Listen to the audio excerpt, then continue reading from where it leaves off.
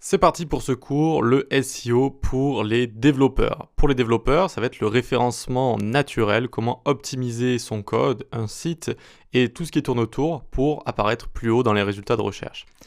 Alors optimiser son référencement permet d'apparaître plus haut dans les résultats de recherche et c'est ce que veulent absolument tous ceux qui créent des sites. C'est vraiment quelque chose que tout le monde veut, apparaître en haut des résultats de recherche pour avoir le plus de trafic tout simplement.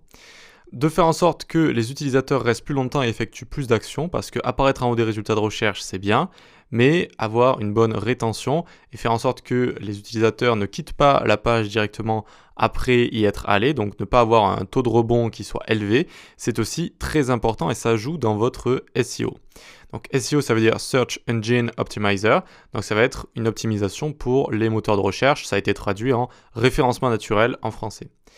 Donc que vous développiez pour vous, que ce soit des projets, des sites, que ce soit des services, des outils, etc., ou pour des clients, cela va grandement augmenter vos compétences et votre valeur, c'est certain, car tout le monde cherche quelqu'un qui sait comment faire apparaître son site en haut des résultats de recherche.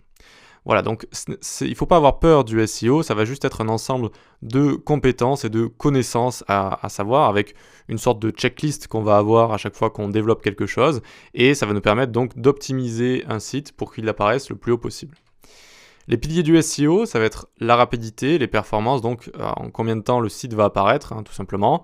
L'accessibilité, de plus en plus, ça c'est quelque chose qui monte. Il faut que le site soit accessible, que ce soit aux personnes avec des handicaps visuels, mais aussi à plusieurs langues, mais aussi aux personnes âgées, aux personnes avec des troubles psychiques. Enfin, l'accessibilité est en train de vraiment prendre un grand tournant actuellement, que ce soit chez Google ou chez tous les moteurs de recherche.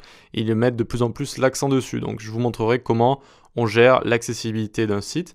La qualité du contenu, donc ça aussi c'est très important. Il faut que les gens restent sur votre site, qu'ils effectuent les actions que vous leur demandez de faire et qu'ils aiment passer du temps sur votre site de manière générale. L'optimisation des pages, ça c'est un des grands piliers du SEO, c'est-à-dire ça va être tout ce qui est balise description, balise meta description, tout ce qui est contenu de manière générale, les images, les liens, les boutons, et ça va être lié aussi tout ça à l'accessibilité. Et donc, il y a des grands piliers également, ça veut dire les liens, il faut qu'il y ait des backlinks par exemple, des liens de qualité qui pointent vers votre site.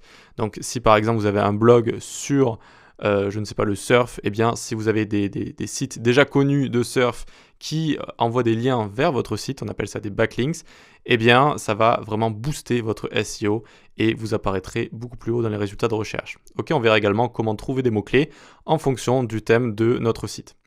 Voilà, si ça vous plaît, rendez-vous de l'autre côté pour commencer à apprendre tout ça.